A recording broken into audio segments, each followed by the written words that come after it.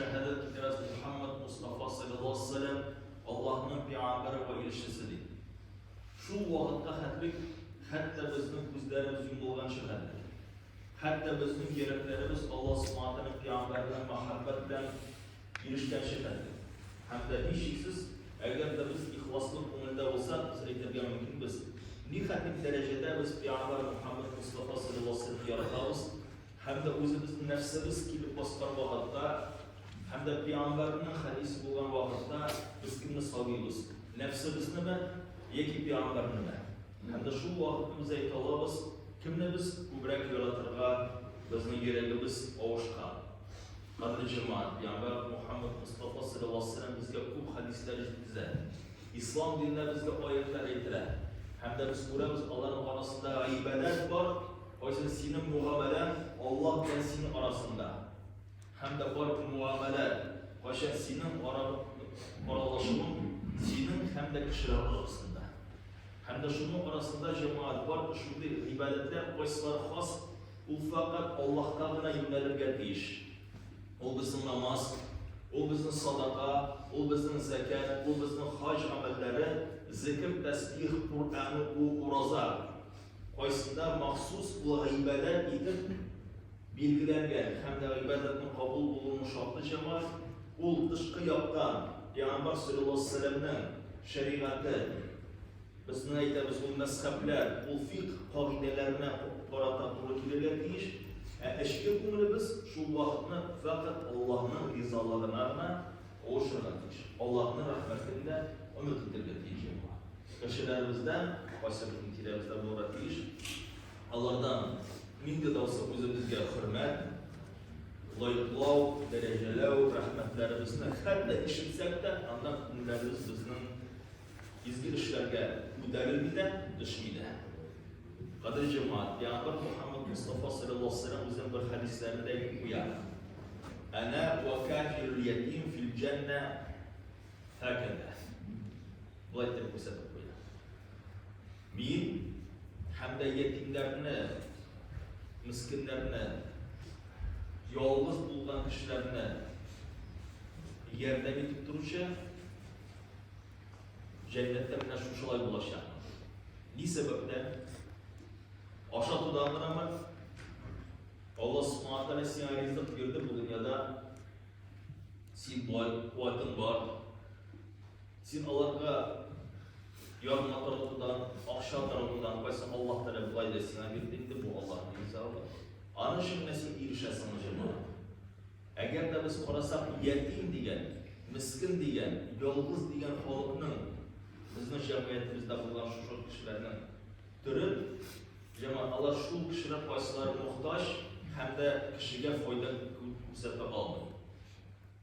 Hamda Allah bu dunyodagi bo'lgan jamiyatga nechta bo'lsa ta'sir etmaydi. Не влияет по ходу действий нашего общества. Керісінше Allah bizlere muhtaç. Biz Allah'a ta'sir ete olamiz. Hamda kishi shu yetimlarga, miskinlarga hamda g'ayiblarga yordam etgan vaqtda u o'zining tavhidi, Allohga ibodat qilgan hamda Alloh subhanahu va taolani bir etib ko'rishdan o'zini yo'g'adan isbotlaydi. Yo'q esa bu dunyoda bizning qo'l agarda aql bilan shunday qarasam, biz kishiga yordam etgan vaqtda u bizga kelajakda yordam etadi. Masalan, bolamizni tarbiya qilamiz, ammo boshqasini solasin, obrazovaniya solasin. Albatta shu vaqtda tirishasiz, bolam kelajakda muhtoj bo'lmasin deb. Jamiyatga bir abuza bo'lmasin deb. Aqlli, quvvatli, ilmli, o'zining rizqini topadigan shunday darajaga erishsin deb tilaysan. Lekin da baribir aql ortida sening bor shunday fikring, agarda men muhtoj bo'lsam, ortiq vaqtida o'zining adabi bilan, axloqi bilan, islomi bilan, yordami bilan u menga quvvatlab turishadi. Bu masala o jamoat bizning insonlarning g'adatiy hali. Ayetning narsa bilan seni yordam etishadi, bir narsa bilan yordam etishadi. Lekin da payg'ambar Muhammad Mustafa sallallohu alayhi vasallam o'zining bir hadisida aytib qo'yadi: "Ubumuni bi du'afaikum." Tobig'iz mana shu kishilarni qo'ysalar orasida sizning zaif, muhtoj kishilar. Fa innama turzaquna wa tunsaqun bi du'afaikum. Şunun ki Allah subhanahu ta'ala rızıklandıra selametlik bulsun iken, akşa bulsun iken, derece bulsun iken Allah'tan razak ve tunsarun hem işlerinizde, İslam din işlerinizde, biznes işlerinizde yardımda bir dua faydalı. Naşuşu kişilerin hayırlı duası bilen, rahmeti bilen cemaat. Hatta biz Allah'ına özümüzün başımızda maksat tutup uymasak. Hem de Peygamber sallallahu aleyhi ve sellem bu idi. Tabalız mi aşık kişiler? Yani oranda basıp duran sünni duran kişiler bu bir cemaat. Bizden İslam dinimizde makruh meşrit başında sadaka istev. Meşrit işinde yerden sırav. Eğer başın kişi yeri hem de özüne oğul halin fırsatı kişilerden bu bizim makruh. Nijelaten cemaat. Hatta o bizim aramızda olsa da kişi şu bir dereceye muhtacılıkla düşürgen mümkün, hatta oranla dışarı. Nasıl şiratesini? Kişinin bir tane ten zariflerine değil, kumul zarifleri de bulur mümkün.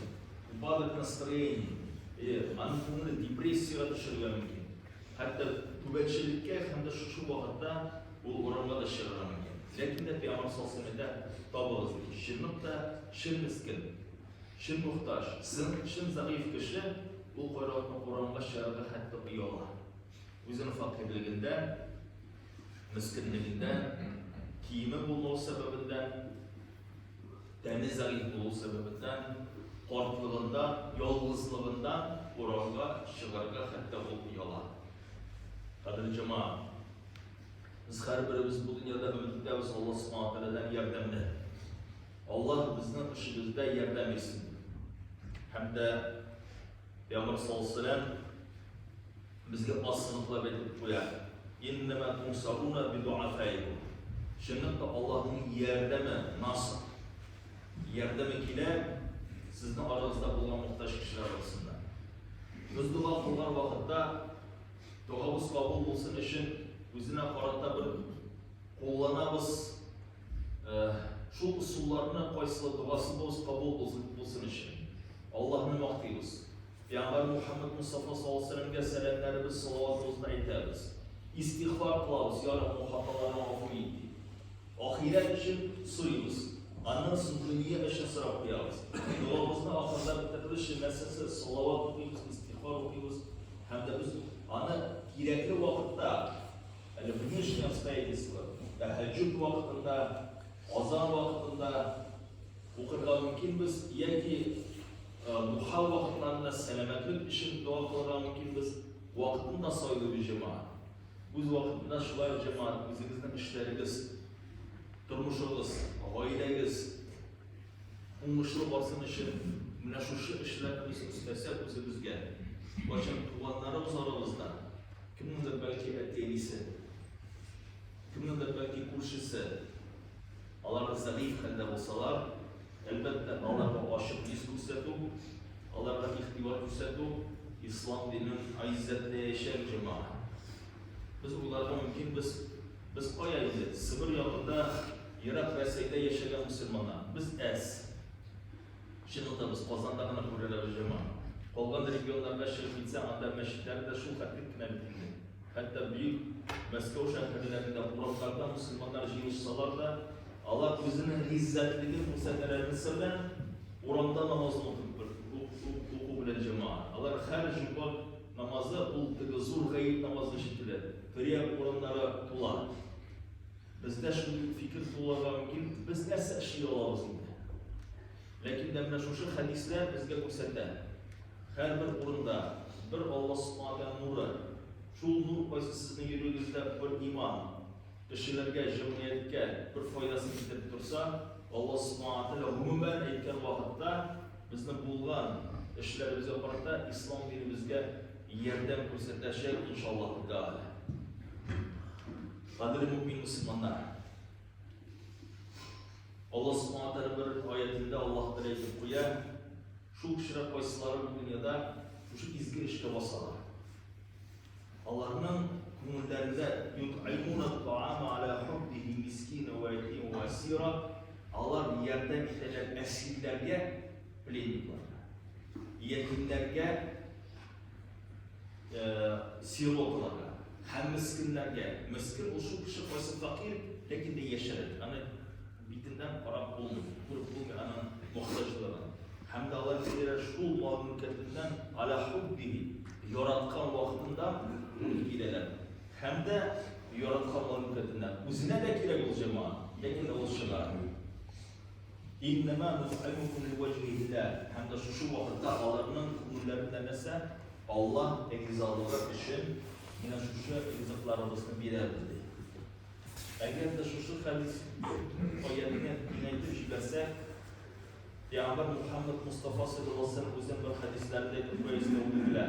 Es-sa'a ilal armila vel mesikin ve mücahid fi sabilillah.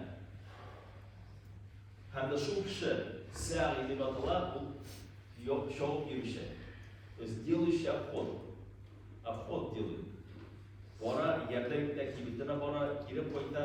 Без бер мәртәбә генә ярдәм иттегенә түгел, еш кына барып йөри. Еш барып йөри шушы кешеләргә. Часто посещает таких людей. Армия дигән сүз это покинутые женщины. Либо она в разводе, яки ул ятим, хатын-кыз шул кайсысы бер ярдәмсез калды. Бер ярдәмсез калды.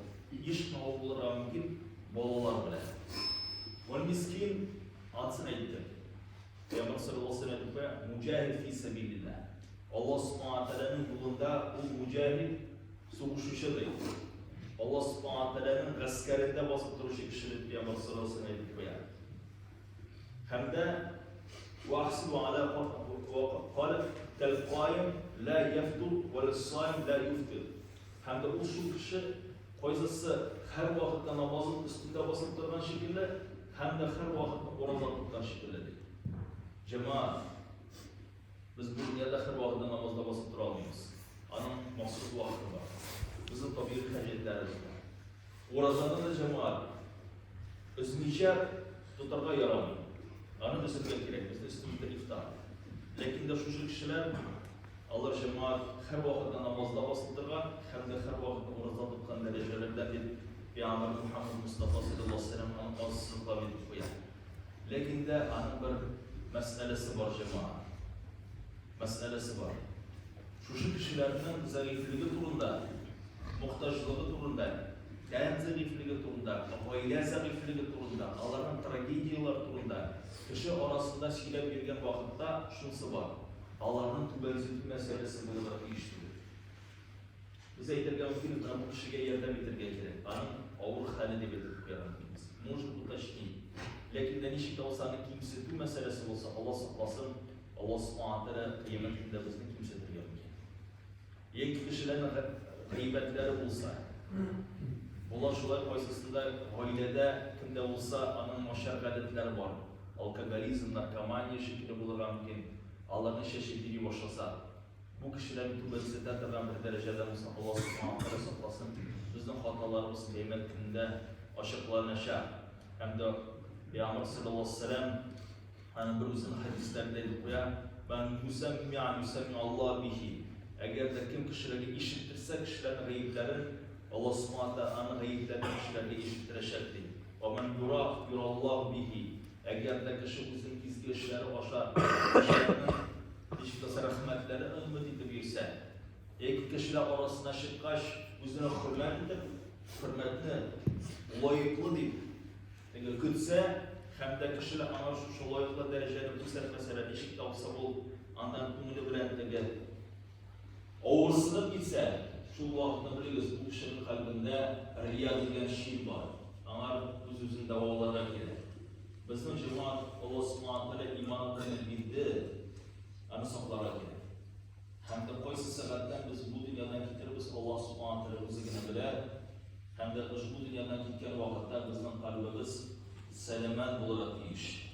Selamet bularak iş Allah subhanahu wa ta'ala berdemlevde hem de biz fakat Allah'ın rahmetine yönelde.